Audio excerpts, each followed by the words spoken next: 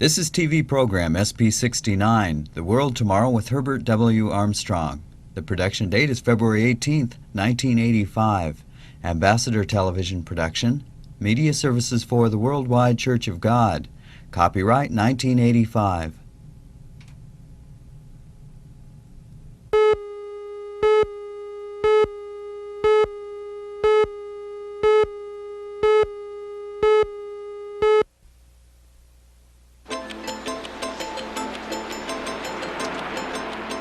It is the great paradox of the 20th century.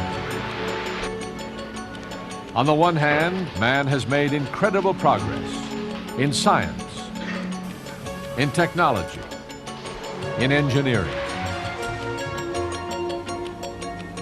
He has developed the computer, harnessed the power of the atom, walked in space and on the moon, and sent spacecraft to probe the far reaches of the solar system and beyond.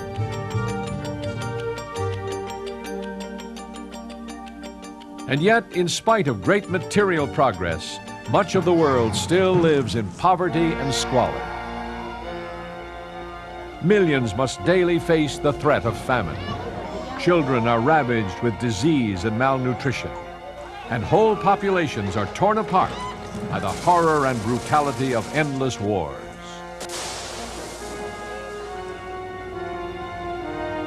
Why? When there seems to be no end to man's inventive genius, can't he solve the problems of living together in peace and prosperity? Typical of this paradox is the island nation of Sri Lanka, set in the Indian Ocean off the southern tip of India. Blessed with a tropical climate, beautiful scenery, abundant natural resources, and not overpopulated, Sri Lanka seems in a good position to avoid the problems that beset other nations in this region.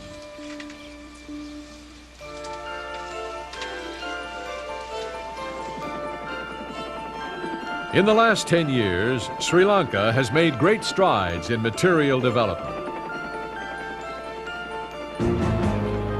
But the calm was shattered as rival factions took to the streets in outbreaks of terrorism and violence that rocked the entire nation.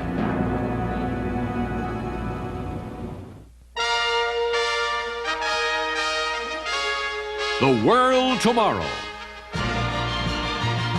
The Worldwide Church of God presents Herbert W. Armstrong, internationally recognized ambassador for world peace, visiting prominent leaders around the globe, discussing the cause of world problems, and proclaiming the good news of the world tomorrow. Ladies and gentlemen, Herbert W. Armstrong.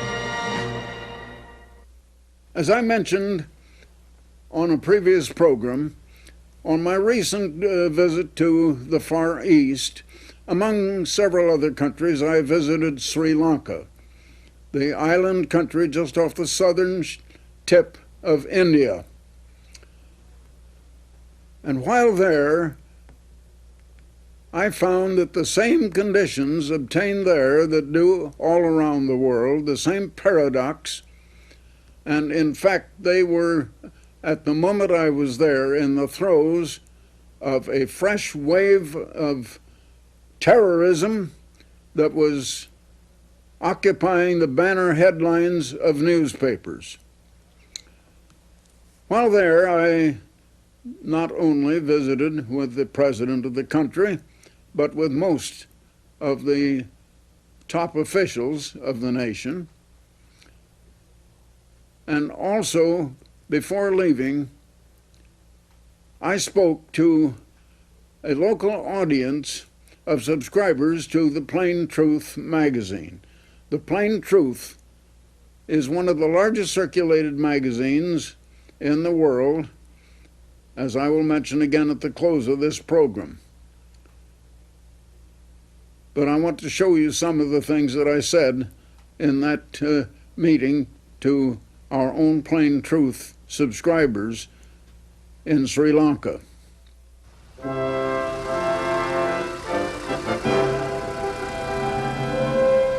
At the presidential palace in Colombo, Mr. Armstrong met with Sri Lanka's head of state, President H.W.A. Thank you for coming. Good morning. Yes, After presenting the president with a traditional gift of Steuben crystal, Mr. Armstrong discussed the problems that a leader of a nation today faces in trying to help his people. Sri Lanka's National State Assembly buildings are set on a lake in the outskirts of the capital city. The striking modern buildings are inspired by the traditional architecture of Sri Lanka. The parliamentary complex forms the nucleus of a new administration capital for the country.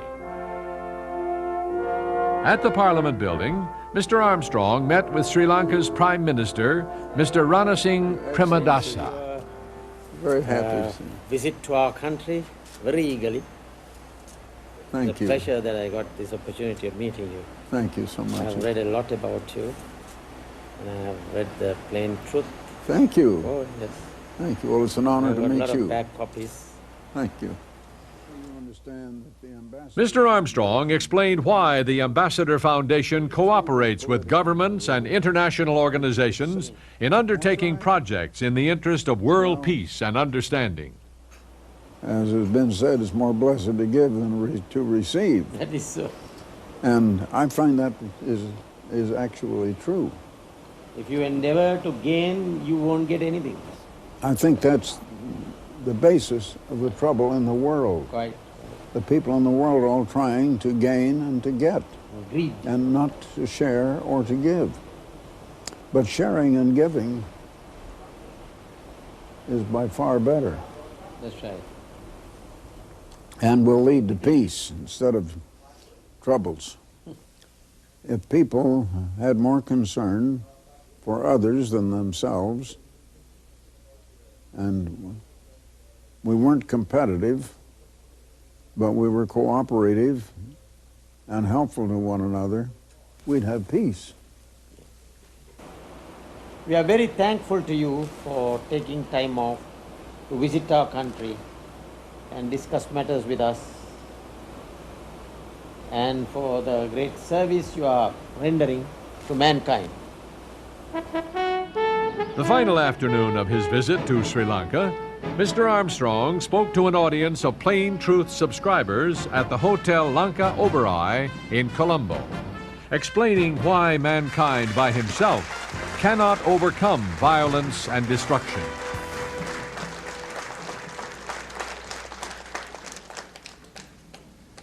I thank so many of you for coming out now this afternoon and for subscribing to The Plain Truth and reading it. You're part of more than 7.5 million subscribers, and perhaps as many as 20 or 30 million people are reading The Plain Truth all around the world.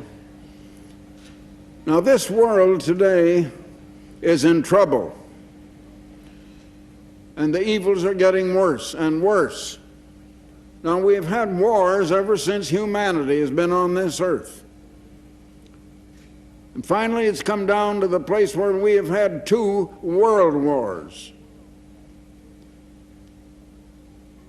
And since the last World War, we're having little wars break out here and there, and strife in many parts of the world. Strife in the Middle East, strife between England and Ireland, strife down in Central America, strife all over the world. And we've come into even different kinds of warfare. And the latest thing now is terrorism. And you're having a taste of it even here in Sri Lanka. And so you've had a curfew. Now, why are we having trouble like that? Many people have called me an unofficial ambassador for world peace. And I had a press meeting in this hotel in another room a couple of 3 days ago.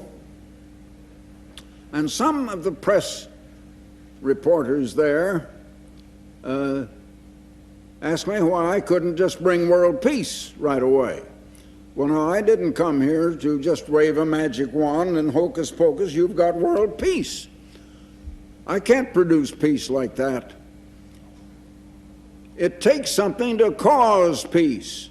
And there had to be a cause for all of the troubles. There is a cause and a reason why we don't have peace. And we will never have peace until we eliminate the cause of trouble, the cause of wars, the cause of violence, the cause of terrorism. Why do we have things like that? Now, I have said you can sum up the whole cause of all of the trouble in 2 words: human nature. But how did we get human nature, and where did human nature come from, and how did it start?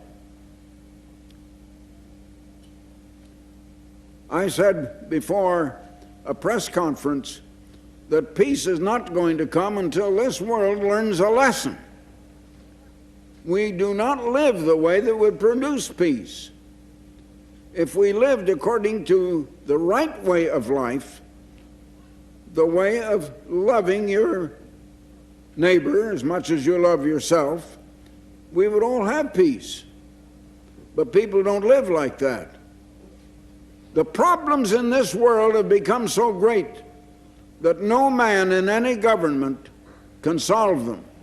I've talked to heads of government, to kings and prime ministers and presidents and heads of government all over the world.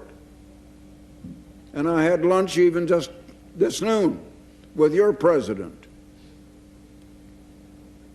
And they are capable men who run governments all over the world. But no human being is capable of solving all of these problems. Now, why?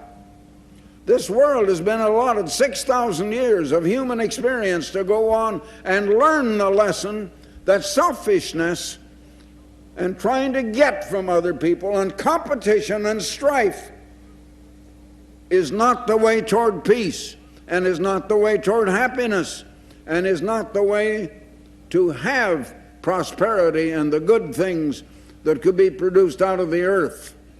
Because all material things come out of the earth. Now, I'll go back to the beginning. There was a time when there was no human being on this earth. And the oldest history in the world is called the Holy Bible. There's another history that is known in this part of the world called the Koran, and it also records the same incident. They are the oldest histories that you can read to find out what has happened way back in the past. Now, both the Bible and the Koran give us a recorded history of the very first man. The first man was created out of the dust of the ground. In the Koran it says out of mud. In the Bible it says the dust of the ground. It's all the same thing. By God. And man is just out of the dust of the ground. He breathed into his nostrils the breath of life. And man became a soul. And to that soul there was a forbidden tree in a great garden where the man was placed. And God told him he must not touch of that tree. Now there was another tree in that garden called the tree of life.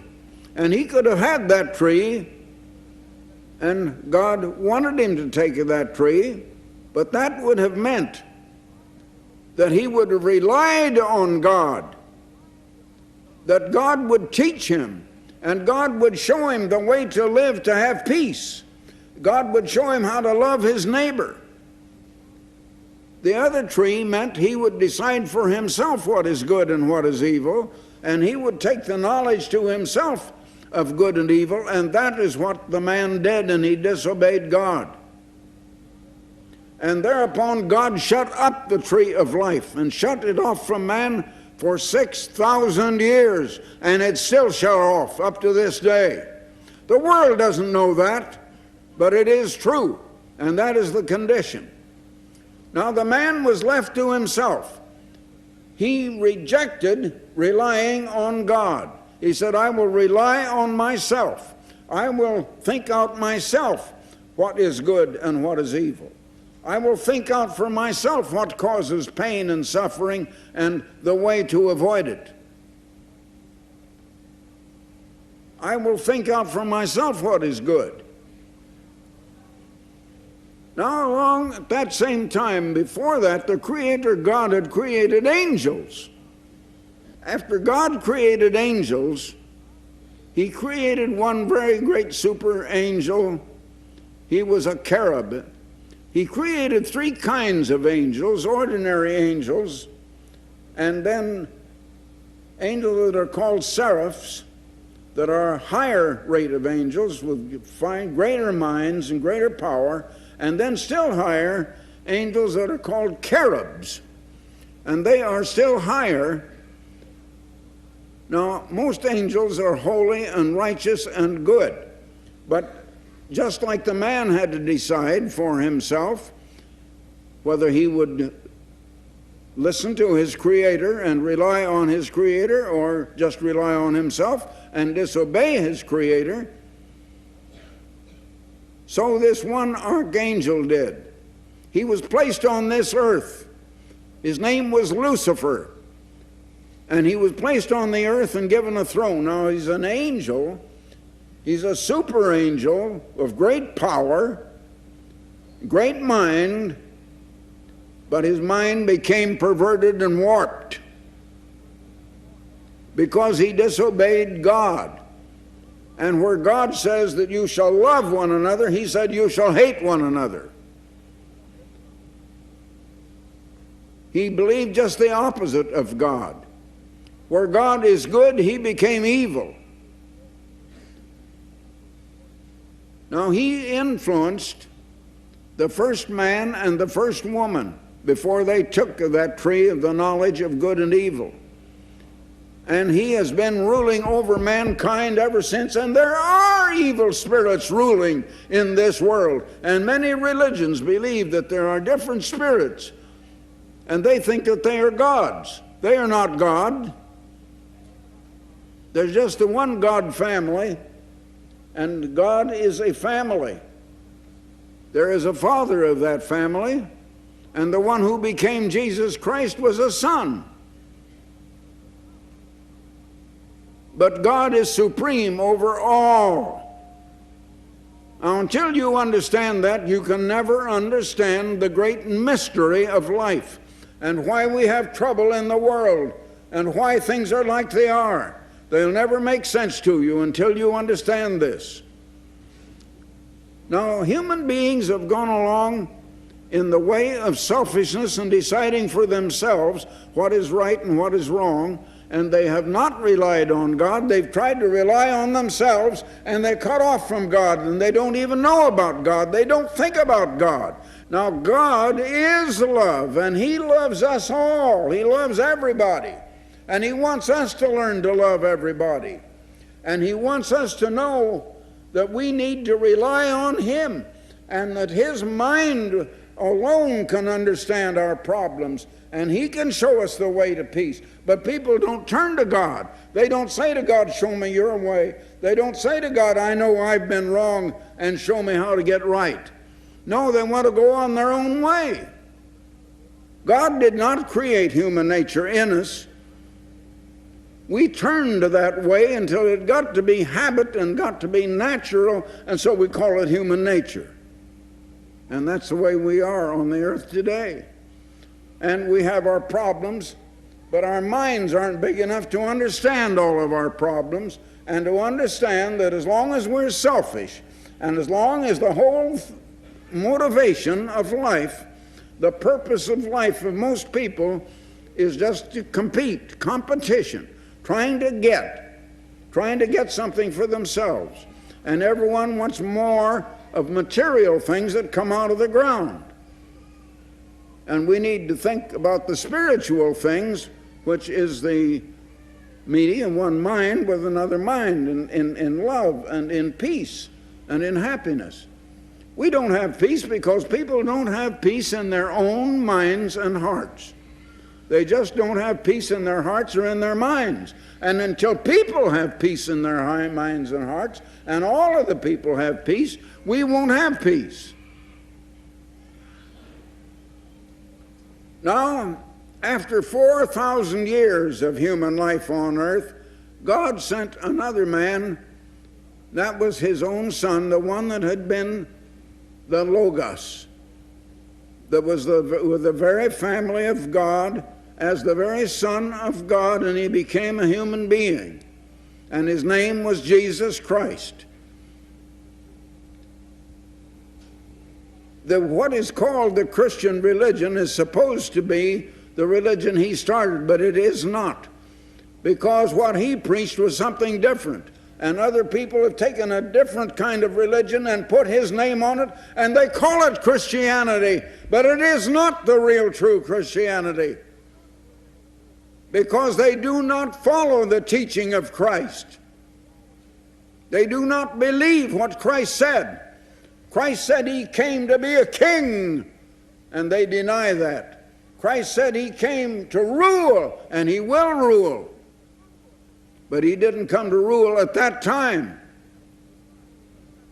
He came in love because he loved people. And people who did not love him but hated him had him killed. And he died for them. And God raised him from the dead. And he ascended to heaven. And in due time, when the 6,000 years is up, God is going to send him back in supreme power and in glory. And he is going to rule over all the nations on the face of this earth. But he won't do that until human beings have come to the place where, if he delayed any longer, human beings would wipe themselves out of existence by nuclear weapons. And God is not going to let us commit human suicide by erasing ourselves from the earth. He will intervene before we go that far, after we have learned we're so helpless we can't solve our own problems. We can't solve our problems. We have to rely on God. We can't save ourselves because we aren't willing to love one another. Because we go on and humans want to compete with one another. And as long as we want to live that way, we will not have peace. Now, you can't just pray to God, give us peace, and he'll give you peace. God says, you live the way I tell you, and you'll have peace. I'm living that way. You can live that way if you want to. And we'll help you. But I didn't come here to try to force any of it on you. I'm just talking plain language. I've told you where the trouble is. I've told you why we're having trouble. I've told you how we're going to have peace. It won't be in this world. It'll be another world altogether. And God is going to have to take over and start new government, new organization, based on love and cooperation and helping one another, and on generosity and giving, instead of on selfishness and competition and strife and jealousy and envy and hostility. We have to get hostility out of our minds and hearts and get love into our minds and hearts to want to help other people. So I leave that with you and hope that you will continue to read the plain truth. And now, before I go off the air, I want to again mention to you a special booklet that has just recently come off the press, a very absorbing booklet, A World Held Captive. You have never read anything quite like it. There you find the